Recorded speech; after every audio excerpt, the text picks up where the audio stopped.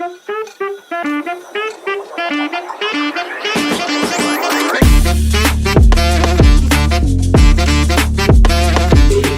day, Explora bookworms. We're here once again at the day 3 of London International Book Fair 2025. We're very privileged to have a stand, a booth here at the London Book Fair, the biggest book fair in the world. And this is a prestigious event where industry leaders and industry decision makers are convened in one roof. And we're very glad that Explora is part of this wonderful opportunity. Now, by the way, if you want your book displayed or be exposed to traditional publishers and prospective investors, this is the best chance for you to do that. London Book Fair is here next year still. We're open to submissions or to authors who would like to have their books join the Explora Books booth by next year, 2025. And we also are joining, and this is a good news for all our published books with Explora. We are joining the 2025 Frankfurt International Book Fair in Germany. And so we are hoping that we guys get to see you there. If you are very close to Germany, or if you want to fly to Germany and have a vacation there at the same time, get to meet people from the industry of publishing, Frankfurt International Book Fair is a very good avenue for you to expose your book. And today here at Olympia Events London, United Kingdom, we have a lot of booths around here who are into the publishing industry, whether it be self-publishing or traditional publishing. And there are also authors who are traditionally published and self-published who are just sharing their experiences through a forum and panel discussions with the industry leaders. So if you want to be part of this amazing opportunity, come and drop by at the London Book Fair. We still have a few hours to go before the end of the London Book Fair, because this is the last day. So Explora Bookworms, now we have a very special author who is here with us this afternoon. Is it afternoon in London right now? Yeah, so this afternoon, I'm not sure what time is it right now, but we have a very special author who has created a masterpiece for everyone to see. It's for all ages, and it's something that you guys have to get a copy. It's available on Amazon and Barnes & Noble and other leading digital outlets. And I'm talking about the author of this book, Into the Magic Cornfield and Return to the Magic Cornfield. From the title itself, this is actually a 2-part, like a series, of books. The book 1 being this, Into the Magic Cornfield, the Heather Hazelkind story. And the second book is Return to the Magic Cornfield, A Love So Forever. A beautiful book about just nature and and being connected to nature and to certain characters that we will find out in a short moment. So I'm here joined by the writer, the author, the prolific author, Todd Bernacil. Hello, Todd. Welcome to Explora Books. So how do you find London so far before we start off this interview? Oh yes, London is a nice place. The people here are nice. The food is actually pretty nice. And the weather is actually pretty good. What places have you been in London since you came here 3 days ago? Am I right? Yeah. What places have you visited? Well, not much, mostly here, but I'm going to be going on vacation these next 2 days and everything, exploring all the Buckingham houses and all that fancy stuff. I'm excited about that too, yeah. What else? Where else do you want to go to? There's Stonehenge, and that's about, 2 or 3 hours away and everything. And Windsor Castle. And, so that's going to be nice. That's exciting. I'm excited to go there too. That's actually our first time here at the London Book Fair. So Todd, you have written this beautiful masterpiece, and as you can see, this is the color, the beautiful cover that you have. It's really something for sometimes you might think that this is for children, but it's actually for all ages. Those who just wanna get a book that you can't put down. Tell us about the backstory of your writing before we go to the real story. Like what was the creative process for you writing this book? Yeah, so I think what happened was that when I was, I think in my early to mid 20s. This was right after college, and I was freshly out of school and unemployed. And one night I was just reading, Grimm fairy tales. Yeah. And for some reason, I just got this burning feeling inside me that said that I want to create my own fantasy story. Yeah. My own American fantasy story that's similar to Elfine Mom's The Wizard of Oz. Yeah. And I came up with the Magic Cornfield when I was about 13 years old. Wow. Yeah, okay. and I think I was like playing with my toys or something like that, and this idea popped into my mind about a young woman who falls into a cornfield and realizes she's in a very strange, mysterious place full of interesting creatures and adventures. And I took that idea and adopted it, turned it into this, duology that you see today. Wow. So it turned out real nicely. Yeah, it turned out really nice. You have been interviewed before by Spotlight TV, am I right? And there's attention already picking up for this book.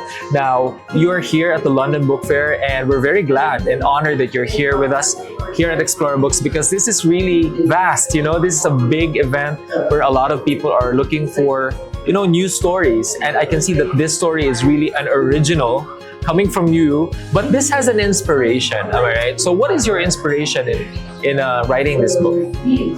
Well, I think, I was a big fan of Wizard of Oz when I was a child. I love the MGM version, and I love the movie Return to Oz that was in the 80s. That was it was a little bit creepier and everything. But I use some of those elements in my story. I use that kind of lively, upbeat, vaudevillian, like elements, but then I also added a few darker, maybe horrific elements to just to keep people on their toes. Yes. And so I kind of like that stuff. I like that kind of strange, different, but charming, type of, writing. So there's balance between the grim, dark, and something that's very light for the readers. Wow, that's amazing. But what I like is this is an original, although there is an inspiration, and writers actually do that, right? I am trying to become a writer in the future, just like you, and writing a manuscript really takes a lot of effort, creative process, and you have to look into your experiences. What experiences basically can you relate to the character? But before that, tell me about the character, the synopsis. Like, if you have to encapsulate this story, let's talk about book one first. Encapsulate it in your own words. So the story starts out with Heather Hazelkind, and she's a sweet, lovely elementary school teacher, and she takes her first grade students on a field trip at the Hagelhoff farm in rural Nebraska. And the farmer takes the whole class on a tour, tour wagon, and the door swings open, and nobody notices it, and Heather tumbles out into the cornfield, and all of a sudden she finds herself in a very strange, mysterious realm in the form, in the form of a giant, maize prairie, and she has to get out. And she later realizes that the land is under the sinister rule of a menacing scarecrow. And so she is confronted with two options. Either she could pick the easy way out and go home, or she can stay to free the land from the scarecrow's grasp. Wow. And so, so it's a real charming, lovely, story. Amusing, because these magical stories, we're running out of original magical stories. Even in film, am I right? We talked about that yesterday and today. And you were able to create this kind of character that everybody will be rooting for. There's her hero's journey right here. But the main character, what was her name again? Heather Hazelkind. Heather. For sure, there is a sub character here who helped her through defeating the enemy, like in every kind of story. Who is this secondary person right here that you think helped her to achieve the goal? So the scarecrow represents the embodiment of evil, temptation. Yeah. I think so. Yeah, if you read the story, you realize there's like, kind of like almost like a biblical kind of sense of this evil temptation going on, and Heather represents this kind of pure, kind of angelical being. She's not perfect, but she tries to make an effort to be the best person that she can. And I think that's what everyone needs to live up to. And I try to live that up, live that way every day. I try to be the best person that I can. Yeah, of course. And I think a part of me is portraying Heather that way. Yeah, definitely. So, that's a beautiful lesson that readers can take away from this. There are takeaways that one can, get from the story. But tell us about the climax. I mean, I'm already interested based on what you told us that she was transported into a different dimension that she can't escape from. What was the climax? Was it fighting off the evil force in that land, or trying to get out from that land? Which part of the story was the climax here? Well, like I said, she had a choice, and she chooses to stay and free the land. And that was not an easy feat. And so, like her purity and kindness is what really made her succeed in fighting off evil, the temptation of So in a sense, it's kind of like a biblical thing related to like maybe Jesus Christ or Satan kind of thing. The battle between the good and evil, temptation and the resistance of temptation. So this is something very relatable to a lot of readers. Now, this is what the book 1 is all about. Now we have a second book right here. It's quite a thicker book. That's the second book of Return to the Cornfield series. All right. So Return to the Magic Cornfield, A Love So Forever. Now, this time, as I can see on your cover, this is like, I think this is a freedom, I could say, and the freedom of these characters here. Now, tell us about what is the difference between the book 1 and book 2, and why should audiences or readers root for the character here in the second book? Well, so book 1 I kind of consider more like a traditional fairy tale story. An introduction. It's really structured. Kind of like Alice in Wonderland, kind of really structured. Book 2 is kind of like more like I kind of just relaxed and just got to know the characters a little bit more. And that's why you see all these characters, they're all joyful. I mean, I like both of them. They're just a little different in that way. In book 2, I emphasize the characters a little bit more. I got to know them. And there's a romance in this story, and there's family love, there's romance love, and there's love, learning to love yourself and all that stuff. And so, I really like book 2, because it really focuses on the characters. But is there darkness here on the second part? Oh, there's darkness. Definitely. There are some heavier themes in there. It's still in my opinion, it's still for middle grade. I think children can still, access them and everything, but it just bumps it up a little notch. That's perfect.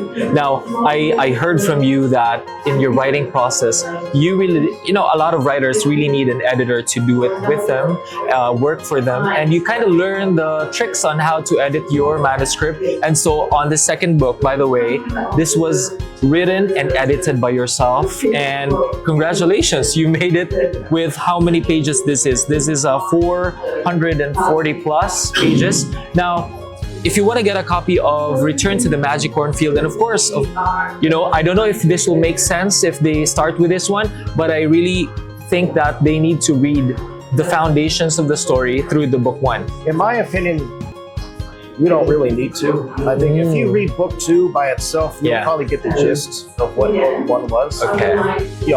So, but it's good to start off, with the first one, because the first one kind of lays the foundation for everything, and book 2 just kind of takes it in a little different direction and gets to know the characters a little bit more. But in my opinion, there's still enough information in book 2 to understand what's going on. Beautiful. Now, we haven't talked about the meat of the second book. Now, without spilling the beans, Todd, what was the climax there? Without spilling the beans, of course, you don't have to tell everyone about what happened. What was the most the prime focus of book 2?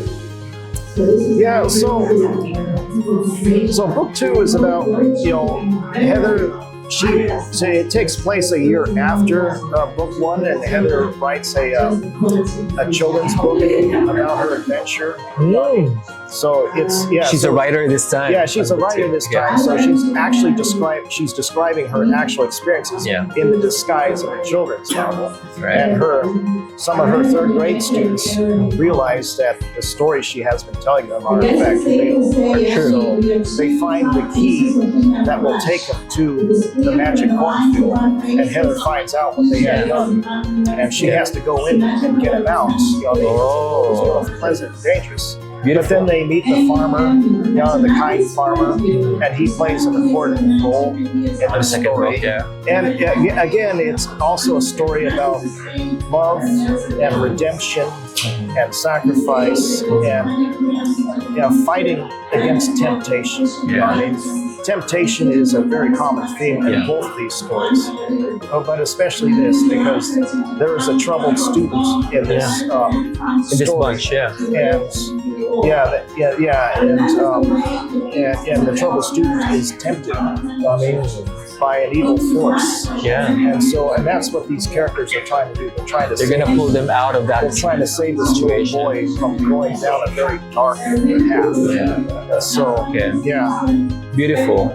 Now, this book, by the way, for all our viewers out there, this is available on Amazon, Barnes & Noble online. So if you want to get a Kindle version, I believe you have a Kindle version of this, Todd. So you get a copy via the link below, or you can scan the QR code on your screen so that you can get a copy of these 2 books. Now, you can read this by itself, or you might want to start with the foundations, which is book 1. Now, you, Todd, you have a background. You're a professional. Talk to us about what is the you have your own inspiration as a child, being a fan of Wizard of Oz. But what is its connection? You told me yesterday when we had a conversation that nature has a link to this story and to yourself.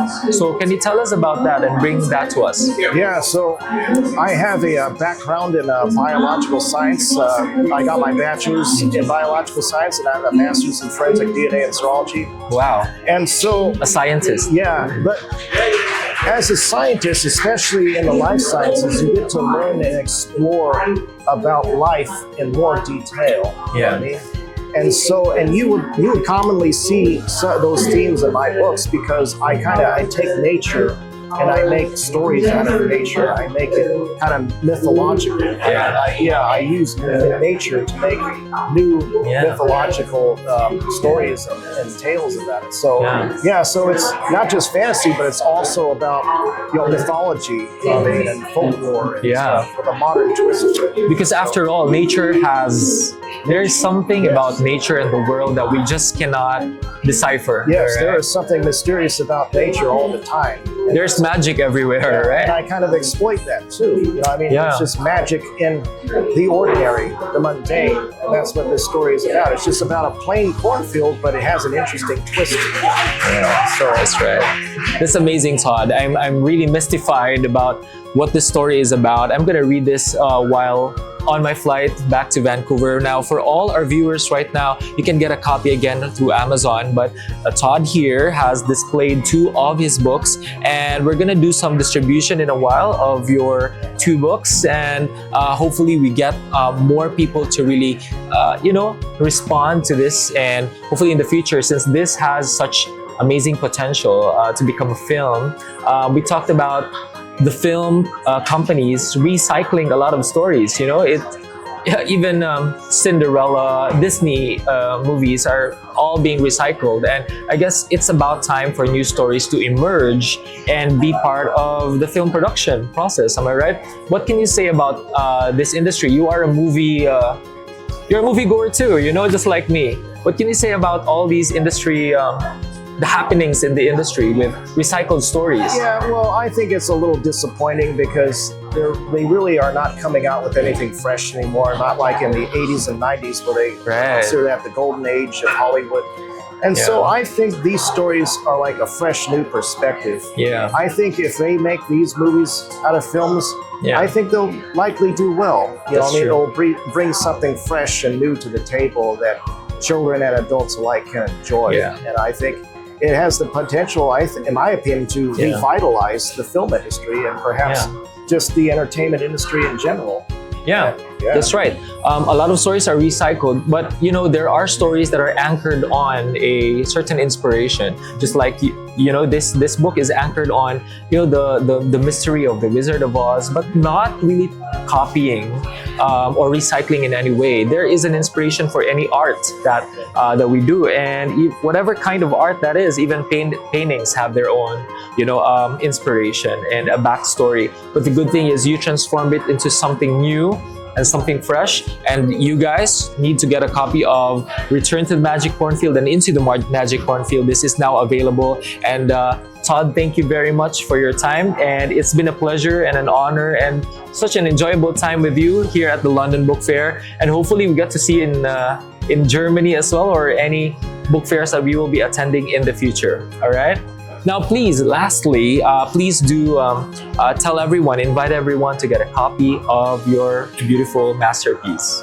Okay, yeah. So it was my pleasure interviewing with you, everyone, and I hope you like my stories. And I put a lot of heart and soul into these stories, and I took very good care of them. And I thought about you. I wanted to make sure that you all had a nice story that you could, you know, take to heart and share with your children, your loved ones, and everything, because that's what the Magic Cornfield is about. It's about lifting people up. It really wasn't about me. You know, I mean, I didn't do it for selfish reasons. I thought about you when I was writing these stories. So I really hope you enjoy them. So yeah, welcome to the Magic Cornfield, everyone. That's perfect, Todd. Thank you very much. And Explora Books will be all behind you. All of us at Explora Books will be behind you in making sure that we get to many readers and your target readers. The good thing about London Book Fair, everyone, is that it is a knowledge base. You know, you get to know what the industry and how the industry works, and these traditional publishers and traditional self-publishing authors,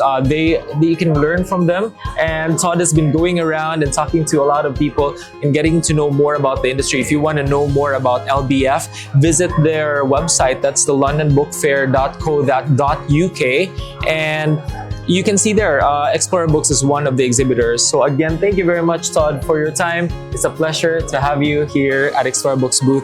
Now, for all our viewers at Explora Books YouTube channel, please do get more information of the book fairs that we're joining in. There are 7 book fairs in total that we're joining in this year across the different continents of the world. And if you want to just meet more people in the industry, learn more about the industry, learn more about how to become a self-published author. You know, traditional publishers, they say there are pros and cons, right? If you're traditionally published, then it's all up to you. But if you want to be like Todd here, who wants to be a self-published author and really explore, you know, more opportunities as a self-published author, be with us at Explora Books and be part of the force, you know, in marketing and the force in self-publishing business. Thank you very much, everyone, and I'll see you next time. Please do visit Facebook, Instagram, and YouTube, our social media accounts. You can see it down below here. So please do get connected with us through social media and get to know more of our authors. Thank you very much again, Todd, for your time, and thank you, everyone. Till next time.